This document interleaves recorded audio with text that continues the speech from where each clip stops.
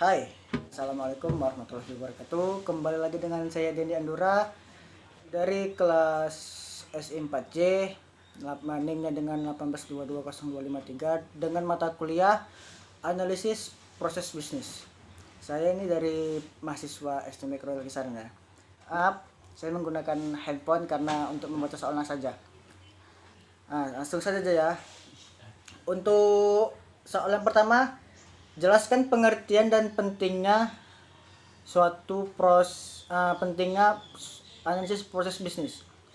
Menurut saya itu suatu proses kegiatan dalam suatu perusahaan itu atau organisasi yang digunakan untuk membantu perusahaan dalam proses bisnis.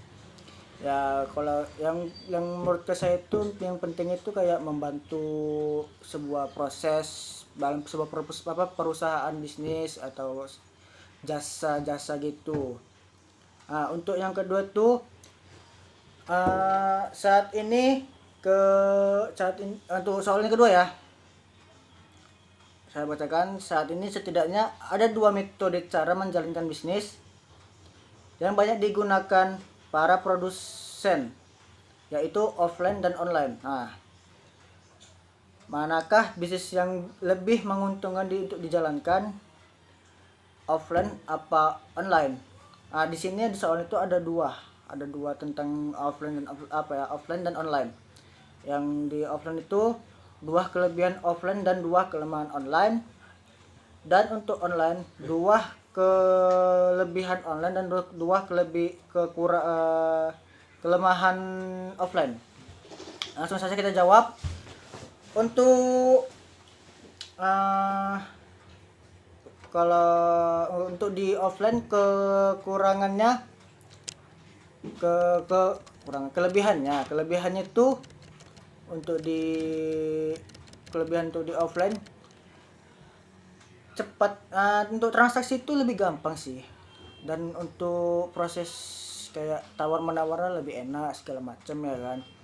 Itu pertama. Untuk yang kedua, kelebihan bisnis offline, dia jelas dia di mana untuk jualan offline-nya aja barang apa yang digunakan jelas.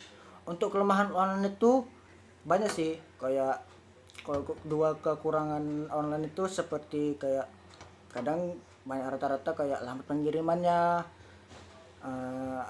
barangnya terlalu mahal, tidak sesuai dengan barang yang sudah sampai. Nah, untuk online kelebihan online itu lebih praktis, dan yang keduanya itu lebih enak untuk di online belajar bisnis di online, karena rata-rata kan dunia kan semakin cepat makin maju, makin canggih lah ya kan. Untuk kekurangan offline itu kekurangannya banyak persaingan yang juga offline di luar sana juga sih. Terus kadang untuk kayak barang yang dijual itu kadang tidak laku untuk di offline ya. Nah, untuk soal yang ketiga itu kita baca lagi. Jika Anda memiliki bisnis yang memiliki kesamaan dengan pesaing, Anda sebutkan minimal dua cara yang akan Anda lakukan untuk mengalahkan bisnis pesaing Anda tersebut. Kalau menurut saya pribadi, untuk mengalahkan pesaing yang lain dengan bisnis yang sama, kita pandai-pandai dengan cara mempromosikan diri, mempromosikan barang-barang kita, atau kayak misalnya saya punya bisnis memproduksi baju. Saya akan menginspirasikan kayak pengeluaran barang-barang baru seperti sepatu, tas atau segala macam. Untuk itulah yang minimal dua yang akan saya lakukan kalau saya mempunyai bisnis untuk mengalahkan pesaing.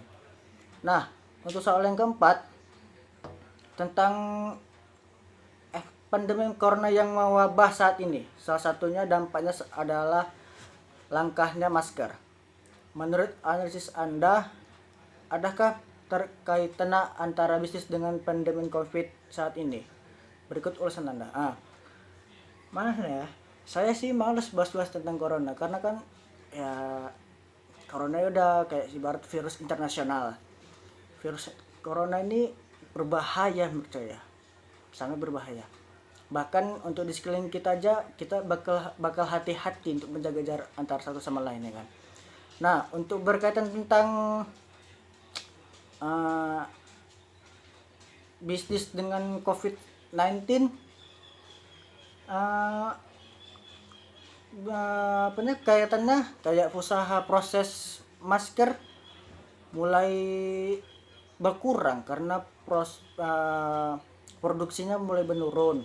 Terus banyak yang rata-rata yang kayak masker gadungan tuh, kayak masker timpahan atau segala macam tuh emang cepet-cepet menaik dijual harga murah karena banyak di COVID ini banyak mengambil kesempatan dalam kesempitan. Oke. Sekian dari video saya. Untuk tugas ini saya akhiri. Assalamualaikum warahmatullahi wabarakatuh.